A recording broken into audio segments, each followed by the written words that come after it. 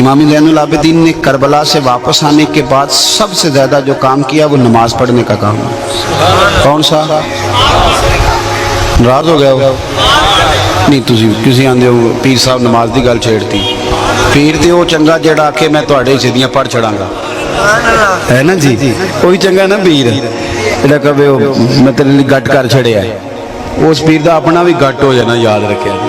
ये बड़े बदबख्त हैं, ये लोगों को दीन बेजार करते हैं, ये कहानियाँ सुनाते हैं, बड़े जालिम जाबर लोग दीन से दूर करते हैं। इमाम ज़ैनुल आबिदीन ने करबला के बाद इतने नफल पढ़े कि उनका नाम ही ज़ैनुल आबिदीन पड़ गया। इतनी इबादत करते थे, इतनी। एक दिन नफल पढ़ रहे थे, घर में आग लग गई, सारा मोहल्ला आग बुझा रहा है, बेटा भी पास होया हो और इमाम साहब नफल पढ़ रहे हैं। नमाज के बाद आग बुझ गई, नमाज से फारिग हुए तो बीबी कहने लगी अल्लाह आपका भला करे, सारा मोहल्ला आग बुझा रहा था और आप नफल पढ़ रहे थे। फरमाने लगे मुझे तो नहीं पता चला, मुझे तो नहीं पता चला। इतने नमाज पढ़ने सार बंदा नाल वाले नाल लड़ पैंदा, कहना तेनू पैर नहीं सीधे रखने आउंदे। भाई तू अपने ध्यान कर, तू नमाज पढ़दा सैं कि इधर उधर वेंदा सा पिया? ये बाद में बता लेना, मेहरबानी करना। वो नमाज पढ़ते ही ना उसी वक्त नाराज हो जाता। इस तरह जैसे सारी तवज्जो दाएं बाएं थी बेचारे। हजरत इमाम ज़ैनुल आबिदीन फरमाने लगे भाई मैंने आवाज़ कुछ सुनी थी पर मेरी तवज्जो नहीं गई। कहा जनाब हम आग बुझा रहे थे। तो इमाम साहब फरमाने लगे चलो बहस की क्या ज़रूरत है, तुम दुनिया की बुझा रहे थे, मैं जहन्नम की बुझा रहा था। फिर एक और आदत थी इमाम ज़ैनुल आबिदीन की, रात को ना अपनी पुश्त पर आटे के थैले रख के तो गरीबों के घरों में पहुंचा के आते थे। गरीब को ना रोटी तो मिल जाती है पर उसे इज्जत नहीं मिलती, उसे इज्जत नहीं मिलती। ये हमारे लाहौर में ना अखबार में एक बड़ी शानदार खबर आई कि बीबी को लोगों ने बताया कि इमदाद देनी है। बीबी लोगों के घरों में काम करती थी, बेवा औरत थी और उसने बच्चे पाल लिए थे। बेटा उसका मैट्रिक कर गया था तो बेटी जो थी वो भी मैट्रिक में थी। तो आटा बांटना है आ जाओ, तो अब आटा बंटता ही तब है जब 15 बंदे फोटो उतार लें। तो वो चूंकि खर्चे खुर्चे चलाती थी बर्तन धो के, तो कुछ हालात ऐसे ही थे। उसने कहा चलो ले आती हूँ, वो ले आई। तो सेठ साहब ने आटे का थैला दे दिया। तो अगली सुबह ना उसकी बेटी और बेटा वो आटे का थैला वापस कर गए। तो उसने कहा पुत्र वापस क्यों ले आए? उसने कहा हमारा अब्बा उस वक़्त फौत हुआ था जब हम दूध पीते बच्चे थे। हमारी माँ ने ना मजदूरी करके पाला है पर हम कभी रुसवा नहीं हुए थे, लेकिन तूने एक आटे का थैला दे के अखबारों में खबर भी दे दी, सोशल मीडिया पे फोटो भी दे दी। हमारे तो क्लास फेलो कहते हैं कि तुम मांग के आटे खाते हो। हमारा रिवाज इतना कड़ा और इतना सख्त है, मैं तो कभी कभी परेशान, मैंने देहातों में देखा है इमाम मस्जिद को बिठा देते हैं, उत्थे बैठ तेन देने दाने, बैठा हुआ जिसके पीछे नमाज पढ़ते जो अल्लाह और हमारे दरमियान वसीला बनता है उसको कहते हैं देते हैं दाने। थोड़ा लाए हो, डरें अल्लाह ताला से। ये रवैया अखलाकी रवैया ये होता है। इस तरह खैरात करेंगे अल्लाह के रास्ते में, ये तरीका होगा। इमाम ज़ैनुल आबिदीन, मैं बस बात समेटने लगा हूँ। इमाम ज़ैनुल आबिदीन रज़ी अल्लाह ताला अन्हु अपनी पुश्त पर थैले रख के, पीर साहब तो अपने हाथ से अपने जूते नहीं उठाते, थैला पुश्त पे, आसान बात है। आप पीर तो अब बहुत सारे ऐसे हैं जिन्होंने हाथ भी मिलाने छोड़ दिए। वो कहते हैं वो मेरी रस्सी को हाथ लगा लो हो गई सलाम। उनके एंड पे भी चले जाएं तो वहाँ भी सलाम नसीब नहीं होती, क्योंकि बड़े मसले बहुत ज़्यादा है, कौन मिलाए। और मैं एक ऐसे पीर साहब को भी मैंने देखा कि किसी मुरीद ने उनके यहाँ से कुर्ते को चूम लिया तो नाराज़ हो गए थे, हमें लगे धोएगा कौन। अब तो बड़े बड़े टोकन लगते हैं पीरों को मिलने के लिए, कैसे मुलाकात हो, बड़ा मुश्किल काम है। वजीर से मिलना कई दफ़ा सौखा होता है और पीर से मिलना औखा, बड़ा मुश्किल काम है। तो पुश्त पे थैला रख के जाए और कोई फकीर जाए हो ही नहीं सकता।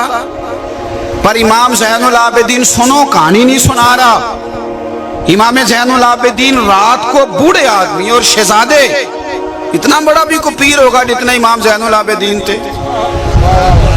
आप खाना काबा का तवाफ करने गए तो अब्दुल मलिक बिन मरवान खलीफा था, वो भी आ गया। खलीफा को किसी ने जगह नहीं दी, पर इमाम ज़ैनुल आबिदीन आए तो लोगों ने तवाफ में भी जगह छोड़ दी। तो फरजक शायर वहाँ घूम रहा था, تو خلیفہ کہنے لگا میں ان کو سزائیں دوں گا، انہوں نے میرا ادب نہیں کیا اور زین العابدین کا کر رہے ہیں۔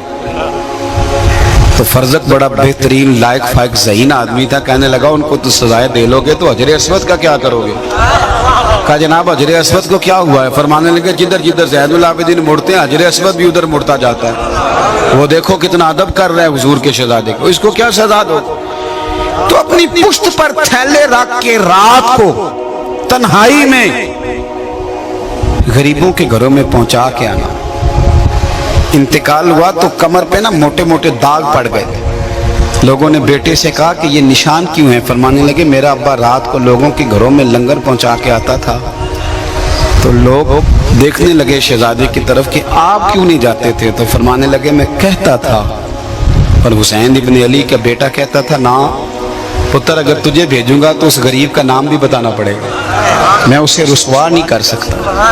پھر لوگ آئے، جنازہ اٹھا تو دنیا آئی، کسی نے کہا میرا 15 سال خرچہ زین العابدین نے دیا، کسی نے کہا میری بیٹیاں زین العابدین نے بیاہ دی، کوئی ادھر رو رہا ہے کوئی ادھر رو رہا ہے۔ اکھاں جدو میٹیاں زمانہ مینو روے گا، اپنا تے اپنا بیگانہ مینو روے گا، اور جدو نہ میں دسیا میں خانہ نو میں خانے وچ جام ٹوٹ جان گے تے میں خانہ مینو روے گا، کئی لک لک رون گے تے کئی بک بک رون گے، گلیاں دا یانا تے سیانا مینو روے گا۔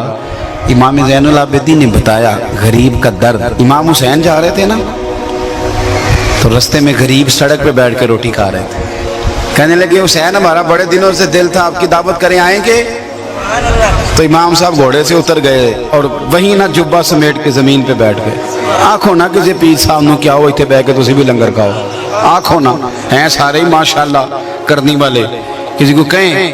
امام زین العابدین رضی اللہ تعالیٰ عنہ وہیں، حضرت امام حسین وہیں بیٹھ گئے اور بہت ساری روٹی کھائی، ان کے ساتھ اٹھنے لگے تو آپ کے شہزادے نے جاتی دفعہ پوچھا کہ ابا جی آپ تو دن میں ایک دفعہ کھاتے ہیں، ابھی کھا کے آئے تھے پھر کھا لی، اور اتنی کبھی نہیں کھائی جتنی اب کھائی۔ فرمانے لگے پتر بھوک نہیں تھی پر غریبوں کا دل تو رکھنا تھا نا۔ اعلیٰ حضرت بریلوی رحمت اللہ علیہ کی ایک نا چھوٹے سے یتیم بچے نے دعوت کی، اعلیٰ حضرت چلے گئے، اس نے سڑک پہ بٹھا لیا، کہنے لگا اندر جگہ کوئی نہیں، وہیں بیٹھ کے روٹی کھائی تو باجرے کی موٹی روٹی، چنے پکائے تھے چنے کی دال تو وہ بھی کچی، تو اعلیٰ حضرت بوڑھے بزرگ آدمی تھے، اب وہ بڑا مشکل کام تھا، پوری روٹی کھا گئے، حالانکہ سوجی کے بسکٹ کھاتے تھے دوپہر میں، وہ کھا گئے۔ سید ایوب علی رضوی صاحب رحمۃ اللہ علیہ کہتے ہیں میں ساتھ تھا رستے میں، میں نے کہا حضور طبیعت خراب ہو جائے گی، آپ نے یہ کیا کیا؟ آپ ٹھیک نہیں تھے تو آپ کو بتانا چاہیے تھا کہ میرا معدہ اسے قبول نہیں کرتا۔ تو آپ فرمانے لگے شاہ جی طبیعت خراب ہوگی تو ٹھیک بھی ہو جائے گی، پر اگر یتیم کا دل ٹوٹ جاتا تھا پھر اسے کون ٹھیک کرتا، کون اسے ٹھیک کرتا؟ میرے مرنے پہ ہر سو شور مچ جائے گا دیکھو گے، کہنے الوداع سرکار خود تشریف لائے گا۔